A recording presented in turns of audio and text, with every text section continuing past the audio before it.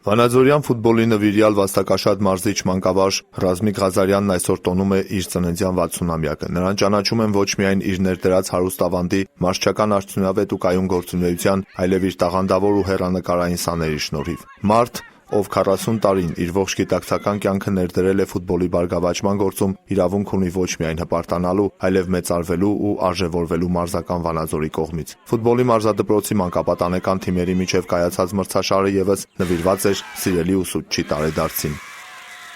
Բոլորը ճանաչում են Ռազմիկ Ղազարյանին թե քաղաքում, թե Հայաստանում, ունեցել է բավականին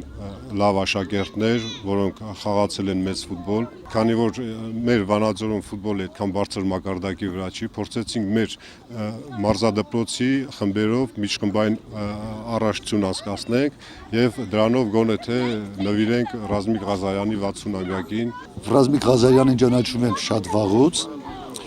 Միշտ էլ աչքի ենք իր աշխատասիրությամբ, նա իրոք հայկական սպորտին, մեր վանաձորյան սպորտին շատ սաներ է նվիրել, տվել, ասենք խաղացել են բարձրագույն խմբերում Հայաստանի հավաքականում եւ իրապես իր գործի նվիրյալն է Ռազմիկ Ղազարյան։ Իրեն ամբողջովին կարելի ասել նվիրել է ֆուտբոլի զարգացմանը, մեր մտաղ սերնդի առողջ ապրելակերպի կազմակերպմանը, Ռազմիկ Ղազարյանի թիմերից պատանիներից բազմիցս դարձել են հանրապետության չեմպիոններ։ Ու առ այսօր Ռազմիկ Ղազարյանը բոլորի զարմացնում է իր աշխատասիրությամբ, իր նվիրվածությամբ եւ նույն ոգով նա այսօր ճիշտ է 60 տարեկան է, բայց նույն ոգով շարունակում է իր աշխատանքը ֆուտբոլի զարգացման գործում։ Քանի որ ֆուտբոլ մարզաձևը զանգվածային մեծ տարածում ունի հասարակության մեր բնակության շրջանում եւ նա ֆուտբոլից իր մասնագիտական գիտելիքները ներդրել երեխաների դաստիարակության գործում եւ ոչ միայն երեխաները կրթվել են ֆիզիկական կուլտուրա առարկայի շուրջ ոչ միայն ֆուտբոլ մարզաձևով, այլ նաեւ ստացել են դաստիարակություն, բնականաբար, որը նպաստում է մեր երեխաների առողջության ամրապնդմանը, երկարակեցությանը եւ իհարկե երեխաների համակողմանի ներդաշնակ զարգացմանը։ Ընկերների խոսքով Ռազմիկ Ղազարյանը նվիրյալի այն բացառիկ տեսակն է, ում համար հավասարապես հեշտ է եւ արդյունավետ գործելը եւ միևնույն ժամանակ մարդ մասնագիտությունը անխաթար ու մաքուր պահելը։ Փաստը, որ նրա սաները տևական ժամանակ իրենց տաղանդով ու հմտություններով փայլել են քաղաքային ու հանրապետական, շատերը նաեւ միջազգային մարզադաշտերում, խոսում է վերահասված ամեն մի խոսքի օգտին։ Նախ շնորհավորում եմ ընկեր Ղազարյանին, իրոք վաստակաշատ մարզիչ է։ Երկար տարիներ արդեն 30-ից ավելի միասին ենք աշխատում, բավականին մեծ աշխատանք է կատարել ֆուտբոլի ասպարեզում, թե պատանեկան ֆուտբոլում, թե վարպետ թիմերի հետ աշխատելով։ Կցանկանա իրեն նախ առողջություն, երկար տարիների կյանք, նորից շնորհավորում եմ նրան, նրա 60-ամյակի կապակցությամբ։ Նախ շնորհավորում եմ Ռազմիկ Ղազարյանին 60-ամյակի կապակցությամբ, ցանկանում նրան առողջություն եւ երկար տարիների կյանք։ Երկու խոսքով ուզում եմ ասել նրա գործունեության մասին, որ ինքը նվիրված բարեխիղճ աշխատող է ֆուտբոլի համար։ Ես իրան ինչքան գիտեմ, ճանաչում եմ մանկուց,